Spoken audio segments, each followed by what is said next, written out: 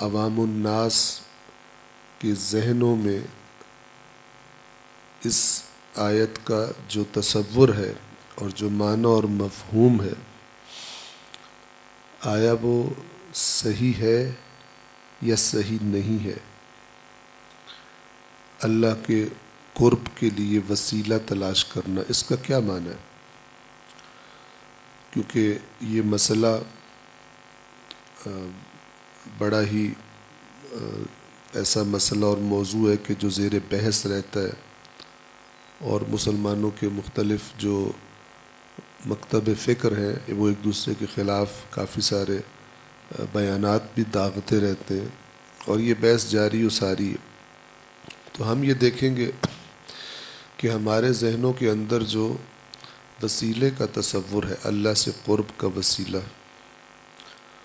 تو وہ مفہوم جو ہمارے ذہنوں میں ہے، ہمارے ذہنوں سے مراد عام طور پر جو مفہوم، وہ صحیح مفہوم ہے یا نہیں؟ اور اگر صحیح ہے تو پھر دیکھیں گے کہ وہ مکمل ہے یا مکمل نہیں ہے، کیونکہ بعض اوقات ایک چیز کا دائرہ بڑا وسیع ہوتا ہے، لیکن ہم اس کے ایک پہلو سے اتنے مانوس ہوتے ہیں کہ دوسرا ہم سمجھتے ہے ہی نہیں کوئی اور چیز۔ توجہ فرما رہے ہیں؟ مثال کے طور آپ کو مثال دے دوں، ایک لفظ ہے جو قرآن مجید میں بار بار استعمال ہوا، احادیث میں کثرت سے استعمال ہوا، اور وہ ہے جہاد۔ اب یہ جو جہاد ہے، جیسے ہی ہم اس لفظ کو سنتے ہیں ہمارے دماغ فوراً پہلے کہاں جاتے ہیں؟ جو جہاد ہم نے مثلا ان سالوں میں امت اسلامی کا دیکھا ہے، کبھی داعش کی شکل میں، کبھی کسی شکل میں، کبھی بم دھماکوں کی شکل میں، تو ایک ایسی تصویر پیش کی گئی اس لفظ جہاد کی کہ اس لفظ سے ہی مثلا نفرت ہو جائے، اور اس سے ذہن میں آئے تو کیا آئے؟ دنگا فساد، دہشت گردی ذہن میں آئے۔ اور اس سے ہٹ کر اگر ہم اس چیز سے ہٹ کے بھی دیکھیں تو جہاد سے عام طور پہ ہمارے ذہنوں میں کیا آتا ہے؟ قتال، یعنی جنگ۔ تو آیا جہاد کا معنی صرف جنگ ہے؟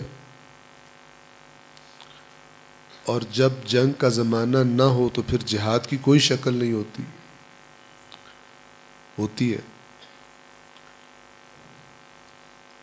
جب زمانہ جنگ نہ ہو تو اس وقت بھی جہاد ہوتا ہے، کیونکہ جہاد کا بذات خود معنی جنگ ہے ہی نہیں، جہاد کا معنی ہے کوشش۔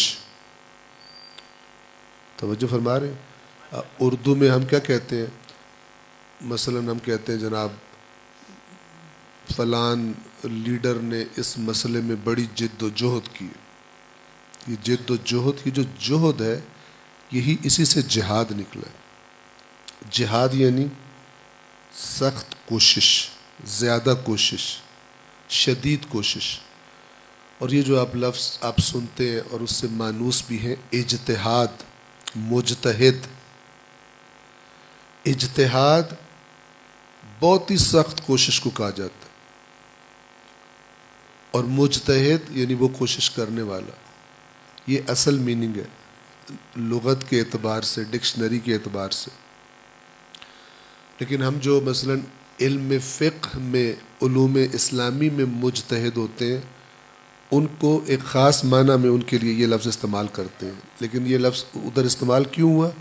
کیونکہ مجتہد اسے کہتے ہیں جس نے اس علم کی گہرائیوں میں اترنے کے لیے، اسے سیکھنے کے لیے بہت ہی زیادہ بڑی سطح کی کوشش کی ہوتی، اس لیے اسے مجتہد کہتے ہیں۔ اور مجتہد ضروری نہیں کہ دینی علوم میں ہو، فزکس میں بھی مجتہد ہو سکتا ہے مثال کے طور پر، دوسرے ہیومن سائنسز میں بھی، تمام سبجیکٹس میں مجتہد اپنے اپنے سبجیکٹ کی مناسبت سے ہوتے ہیں۔ تو اب آپ دیکھیں کہ قرآن کریم میں لفظ جہاد بھی آیا ہے، اور قرآن مجید میں ایک اور لفظ بھی آیا ہے جنگ کے لیے، اور وہ ہے قتال۔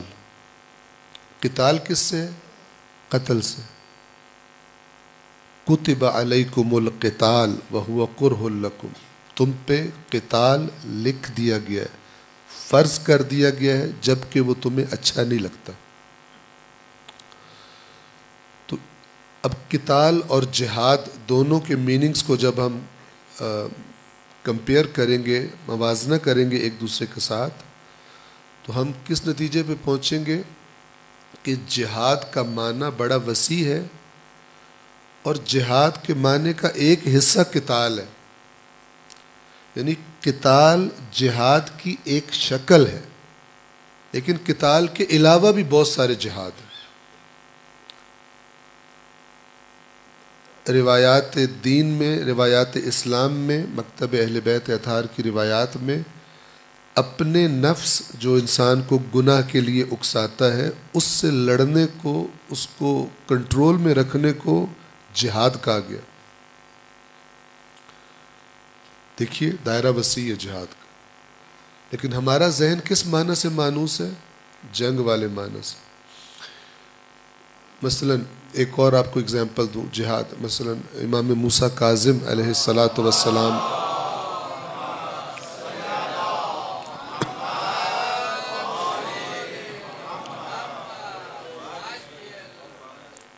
ان سے یہ روایت منقول ہے کہ امام نے فرمایا کہ جو شخص صبح اپنے گھر سے نکلتا ہے حلال رزق کی تلاش میں،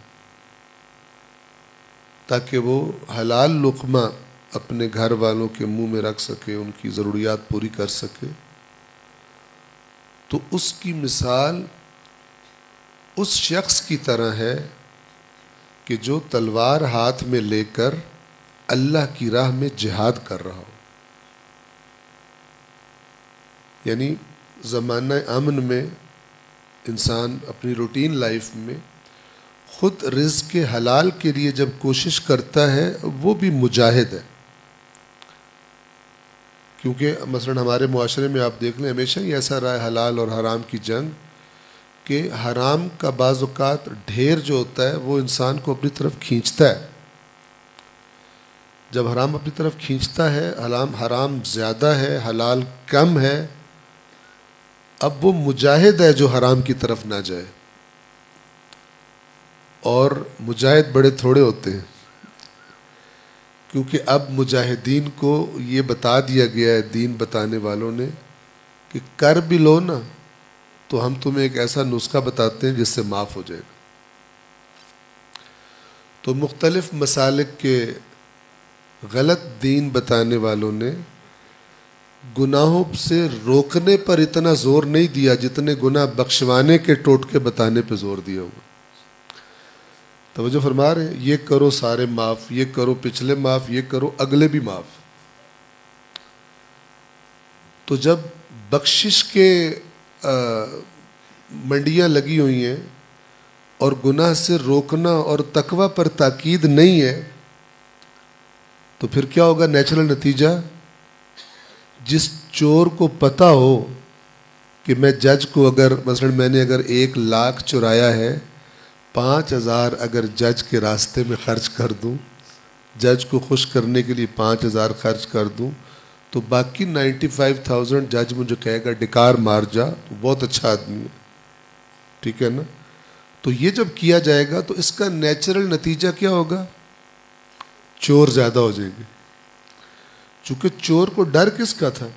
سزا کا، پکڑے جانے کا، جیل میں چلے جانے کا، ہاتھ کٹ جانے کا. لیکن جب چور کو یہ بتا دیا جائے کہ تیرے سارے معاف ہیں، تو حج کر لے.